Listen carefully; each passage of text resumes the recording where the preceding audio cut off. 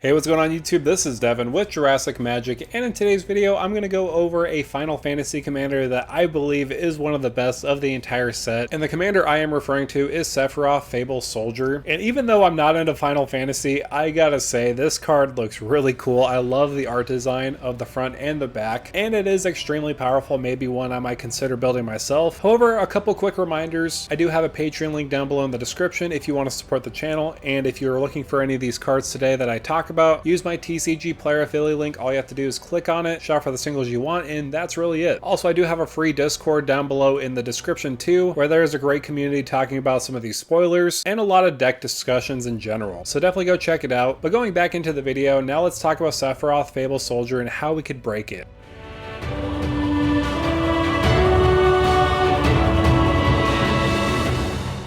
So first things first, let's read the commander and what it does. For 2 and a black, it's a legendary creature, human avatar soldier. Whenever it enters or attacks, you may sacrifice another creature. If you do, draw a card. So it's card draw on a commander, but it has more text. Whenever another creature dies, target opponent loses 1 life and you gain 1 life. If this is the 4th time this ability has resolved this turn, transform Sephiroth. So this will transform into Sephiroth, one-winged angel. It's a legendary creature, angel nightmare avatar with flying, and it has supernova. As this creature transforms into Sephiroth, one-winged angel, you get an emblem. Whenever a creature dies, target opponent loses 1 life and you gain 1 life. So basically you just get a blood artist as an emblem. Nobody could really remove the emblem at all. It's just stapled on there. Unless I missed anything about removing emblems in Commander or in any other Magic the Gathering format, emblems are near impossible to remove. So having a blood artist as an emblem is quite crazy. Not only that, it has an attack trigger. You may sacrifice any number of other creatures if you do draw that many cards. So I gotta say this on record, even though I might be wrong about this, but this commander is seriously so cracked. Probably one of the best Aristocrats commanders they printed in a while. Maybe besides like Zergo Stormrender, because it is in 3 color. This is only in mono black, but still, this is seriously so powerful. It's a win con in the command zone, all the while providing you card advantage. What's seriously not to like about this card? But in general, what is the game plan of this deck? Of course, we're going with a go wide theme, making a lot of creatures so that way we could sacrifice them with Sephiroth. Of course, the more we sacrifice, the more we could transform it into the other side, and we really want to go fast with that because people might try to use their removal for it. Of course, this is an Aristocrats build. We want to have sacrifice outlets and sacrifice payoffs. And then lastly, I will focus on some win cons.